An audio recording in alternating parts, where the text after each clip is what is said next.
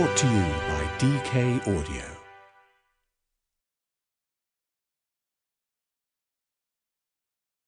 A Short History of Trains by Christian Wolmar, read by Robert Maskell. Introduction. Of all the great inventions of the Industrial Revolution, the railways had the most impact. In a world before rail, travel over any distance was a major undertaking. Regions of even small countries, such as France or England, could be up to 7 days' journey from the capital, while large countries like the United States, China or Russia could take months to cross. Until the early 19th century, most people lived their whole lives within the confines of the town or rural area in which they were born, and no one had ever gone faster than a horse could gallop. Travel was simply too difficult and too expensive for the vast majority of people, which in turn limited the spread of ideas and technology. Lack of mobility was a major barrier to economic and social development. In the absence of rapid transport, people could starve within only a few hundred kilometres of plentiful food supplies. The slow transit of goods by horse and cart or along rivers and canals meant that perishables had to be consumed very rapidly. Sending a letter across the country took days, and newspapers were a misnomer, since they were effectively full of old information.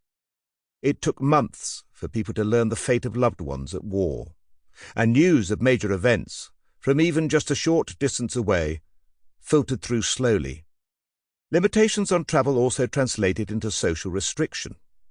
People had little choice of spouse, since opportunities to meet potential marriage partners from even neighbouring towns were rare. Concepts of time, too, were different before the railways. Daily life was regulated by the sun, and towns just a few kilometres east or west of each other could operate on different schedules. Then the railways arrived, and changed everything. One of their first major impacts was to force countries to standardise their measurements of time, both nationally and internationally, since railway timetables would otherwise be too confusing. Greenwich Mean Time, the standard by which the world sets its clocks, was created partly as a result of the railways, and the US was divided into 4 time zones for the same reason. The Trans-Siberian, the longest railway in the world, still operates according to Moscow time, even though the line crosses 7 time zones on its way to Vladivostok. Punctuality and timekeeping thus became vital, not just with regard to the railways, but in all spheres of life. The railways created the structured day, which prior to their arrival had been 10 hours long, rather than today's norm of 8. In other words, they created the 9-to-5 routine. The railways overthrew all established concepts of distance and time, and social upheaval followed. The last vestiges of feudalism were swept away, since people were no longer tied to the land. Indeed, they could now work far from home.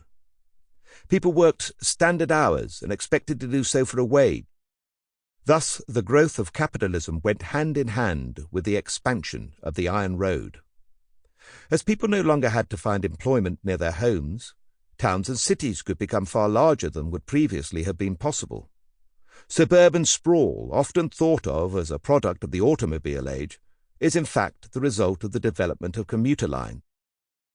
Access to long-distance travel, in relative comfort at fairly low cost, changed people's horizons and opened up their imagination. What had previously been impossible became routine, such as going to the seaside or visiting an exhibition. On a social level, the scope for potential marriage partners suddenly broadened, being no longer confined to the immediate vicinity.